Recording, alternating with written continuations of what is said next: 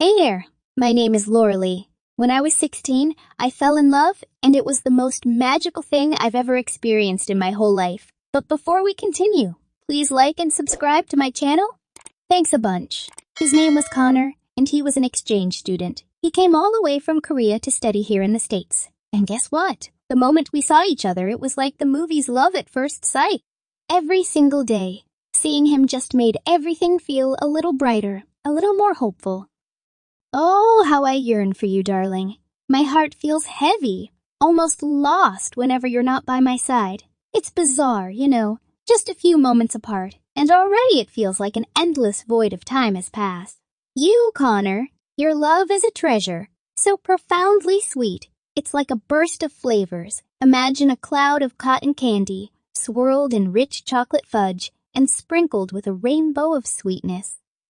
Lorelei, my heart mirrors yours, filled with love that knows no bounds. Moments apart stretch into an eternity, leaving me longing for your presence. You're the melody to my soul. Together, we're an unstoppable force, a love story that resonates deeply. Lorelei, you are my everything. With Connor by my side, I felt unstoppable. I soared to the top of my class, led the debate team to victory, and even became class president. Connor was always there, my unwavering supporter. Each new achievement I unlocked, he celebrated with balloons, flowers, and an impromptu waltz right there in the school hallway, our laughter echoing off the lockers. At home, it was just Dad and me. He was the lead accountant for a massive company, pulling in a hefty salary but also working grueling hours. Yet, he always carved out moments for us. Our time together was filled with chess matches, movie marathons, and me trying my hand at cooking his favorite dishes. Admittedly, my culinary skills once turned his complexion a shade of green, leading to an unforgettable night for him in the bathroom. Life seemed perfect until... A year later, everything changed. Dad began to clash with his boss, Mr. Kim, the man who owned the company. Mr. Kim was revered in our town. His wealth was astronomical, and he was known for his generous donations to charities. Yet, despite his public persona, Dad couldn't stand him. I can't stand that man. He's a crook and a thief, operating under the guise of a philanthropist. If only people knew the extent of his corruption, how he manipulates everything behind closed doors.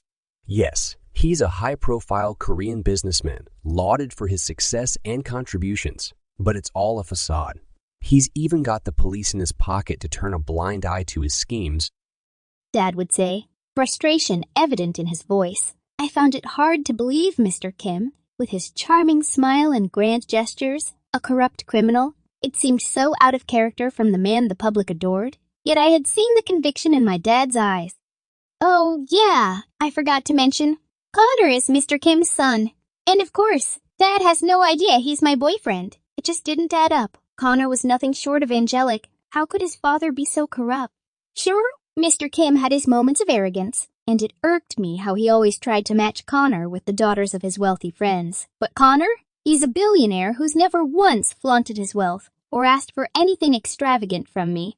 His kindness, his reliability, he has a genuine soul. Connor was proof that goodness could thrive even in the most unlikely environments.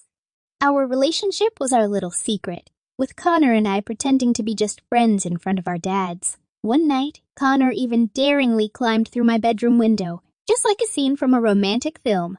That same night, in a random twist, he brought a stray kitten he'd found in my garden, asking if we could keep it. It was such an unexpected, sweet gesture, blending our secret romance with a touch of whimsy. I threw my hat into the ring for an internship at a major tech company, a place where my skills and intelligence could truly shine. As a top student in my class, always hungry for knowledge and a challenge, I felt ready. The competition involved rigorous tests and a final speech in front of the company's executives. My performance was stellar. My scores soared highest, and my speech moved the audience to a standing ovation. Yet, in a turn of events that baffled everyone, the internship was awarded to a rich kid whose only qualification seemed to be his father's friendship with the CEO. Despite flunking the tests and even dozing off during his own speech, he got the spot. It was a stark reminder that sometimes fairness is just an illusion. in a world swayed by connections rather than merit. A week later, Connor caught up to me at school, waving a letter with a triumphant smile. It was an offer for a prestigious summer program in robotics, hosted by the tech company, with my name on it. Your program starts next week? He announced, barely able to contain his excitement. He admitted his dad had a hand in my selection. I was overjoyed, thinking I had lucked out with the most amazing boyfriend, but the bubble burst when I got home. Dad was seething with anger. Mr. Kim had approached him with a deal. My spot in the summer program was secured in exchange for my dad's assistance in rerouting company funds to finance Mr. Kim's new luxury project. How could you not tell me about Connor and worse, accept such a compromised favor? Dad demanded. I'm so sorry, Dad. I didn't realize, I said, feeling the weight of the world on my shoulders. I'll refuse the summer program. But Dad replied, It's too late. Mr. Kim will use this to manipulate me further. I refuse to comply. We're leaving, starting fresh. His disappointment was palpable. I thought I taught you better, he added, turning away. That night, his silence was a heavy blanket of guilt and regret, leaving me to ponder the consequences of my choices. Everything changed overnight. Dad went to resign, but was arrested instead, accused of embezzling funds from Mr. Kim's company. The trial was swift, the evidence overwhelming. Despite his protests of innocence, he was sentenced. I've been framed, he told me, desperation in his voice. But speaking out could make it worse. Promise me. Keep quiet for your own safety. The injustice burned, yet I promised, fearing Mr. Kim's far-reaching influence. Our lives unraveled quickly after the trial. We lost the house, and I moved into a small apartment with my grandmother. When Connor visited, he said, I'm sorry about your dad. It's hard to believe he did those things. His words felt like a betrayal. My dad's innocent. It's your father's doing.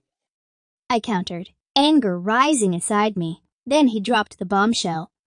I was told to get close to you, part of my dad's plan to ensnare yours. But Lorelei, my feelings became real. I love you, and I'm sorry. Shocked and heartbroken, I struggled to process his confession. Before I could react, he silenced me with a gesture. We can overcome this together, he insisted, promising a love strong enough to withstand the turmoil. After Connor's shocking revelation, I felt my world shatter for the second time. His betrayal cut deeper than any knife. Despite his betrayal, a part of me couldn't simply turn off my feelings for him. But I knew I had to focus on clearing my dad's name, not on a love that had been built on deception. With my dad wrongfully imprisoned and our lives in ruins, I dedicated every moment outside of my job to proving his innocence. It was during these endless hours at the electronics store, amidst the clutter of old gadgets and wires, that I met Alex. Alex was a regular customer, a tech enthusiast with a sharp mind and a gentle soul. He noticed my distress and, over time, became my friend. Unlike Connor, Alex offered support without any underlying motives. His kindness provided a much-needed distraction from the chaos of my life. Alex and I worked really hard together to show everyone that my dad didn't do anything wrong. Alex was always there for me, and we had a lawyer who was super determined too. After a while of looking for proof and talking to people, we finally got to have a big meeting in court to show all the evidence we found. It was super nerve-wracking, but in the end, the judge agreed with us. My dad was allowed to come home, and it felt like we won a huge fight for what's right. It wasn't just good news for us, but it felt like a win for fairness too. As for Connor, his world crumbled as his father's empire fell. Mr. Kim was arrested, his crimes exposed for all to see. Connor reached out, apologizing for everything, confessing his love once more.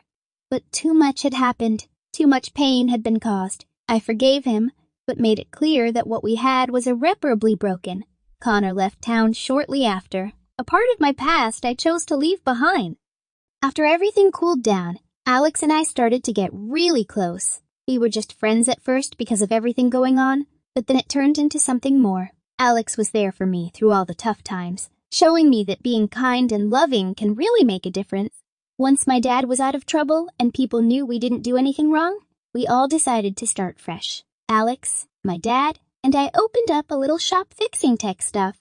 It wasn't just about fixing gadgets.